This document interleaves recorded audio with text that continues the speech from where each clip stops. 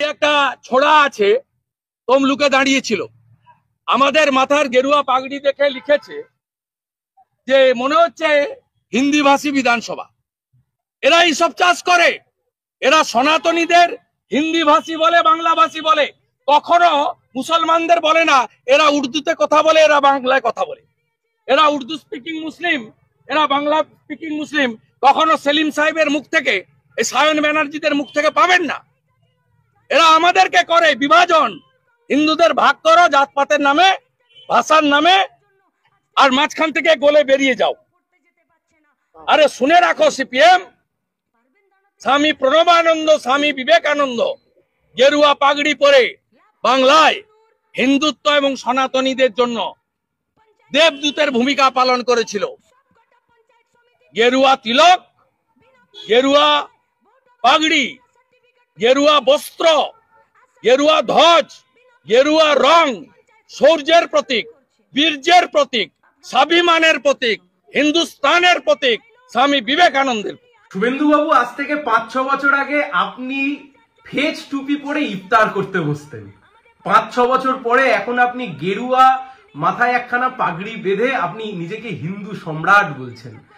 আসলে বিষয়টা হচ্ছে, আপনারা এত গো অ্যাজ ইউ লাইক, যেমন খুশি তেমন সাজোর মতো করে ধর্মকে ব্যবহার করছেন রাজনীতির জন্য। তাই জন্য বাংলার মানুষও মাঝে মাঝে কনফিউশনে পড়ে যাচ্ছে। কার সাথে কার তুলনা করছেন? স্বামী বিবেকানন্দের সাথে তুলনা করছেন। ছাগলেরও দাঁড়িয়ে আছে, বিশ্বকবি রবীন্দ্রনাথ ঠাকুরও দাঁড়িয়ে রেখেছিলেন। তার সাথে কি দুজনকে আপনি ইকুয়েট করবেন? স্বামী বিবেকানন্দ যে কথা বলেছিলেন, জীবে প্রেম করে যেইজন সেজন সেবিছে ঈশ্বর, মানেন আপনারা এই কথা? মানুষে মানুষে জাত দাঙ্গা লাগিয়ে দিচ্ছেন, মানুষে মানুষে ধর্মীয় বিভেদ সৃষ্টি করাচ্ছেন, মানুষে মানুষে ভিড়িয়ে দিচ্ছেন। রাজ্যের মুখ্যমন্ত্রী, রাজ্যের বিরোধী দলনেতা দুজনে মিলে একটা বিধানসভাকে, আইনসভাকে আপনারা ধর্মসভায় পরিণত করেছেন। যা বলেছি 100% ঠিক বলেছি। একটা গোটা হিন্দি ভাষী অঞ্চলের একটা সংস্কৃতিকে, সেই সংস্কৃতির আগ্রাসন, সেই সংস্কৃতিকে আপনারা বাংলার মধ্যে প্রবেশ করাতে চাইছেন। বাংলা, বাঙালি, বাংলার মানুষ এ কখনো মেনে নিতে পারে না। আপনারা বলছেন হিন্দু ধর্মের মধ্যে আমরা বিভাজন ঘটাচ্ছি। দেখুন তাকিয়ে গোবলয় অঞ্চলগুলোতে দলিতদের ওপর কি অত্যাচার, কি অনাচার হচ্ছে, কিভাবে দলিতদেরকে পিটিয়ে মারা হচ্ছে। আমরা করছি, আপনারা করছেন। হিন্দুত্বের রাজনীতি আর হিন্দু ধর্ম এই দুই কখনো সমান হতে পারে না।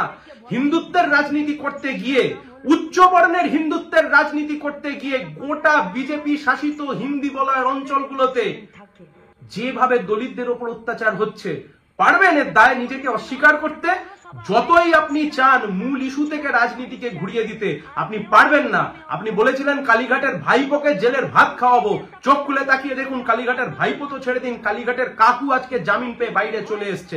তাই জন্য আরজিকর ইস্যুর পরবর্তী সময়তে যখন এই ধর্মের রাজনীতি আস্তে আস্তে পিছনের সারিতে চলে গেছিল, ইস্যুর রাজনীতি যখন রাস্তায় এসছে, বামপন্থীরা যখন সামনে এগিয়ে এসছে, তাই জন্য রাজ্যের মুখ্যমন্ত্রী এবং রাজ্যের বিরোধী দলনেতা দুজনে মিলে আপনারা নেমেছেন এই ধর্মের তাস খেলে, ধর্মের বিভাজন করে বাংলার মানুষকে বিভক্ত করে দিতে। আর সেই জন্য আপনারা একটা গোটা বাজেট অধিবেশন নষ্ট করে, গোটা বাজেট অধিবেশনের সময়তে একটা বিধানসভাকে, একটা আইনসভাকে আপনারা একটা ধর্মসভায় পরিণত করেছে। ধিক্কার জানাই আপনাদেরকে।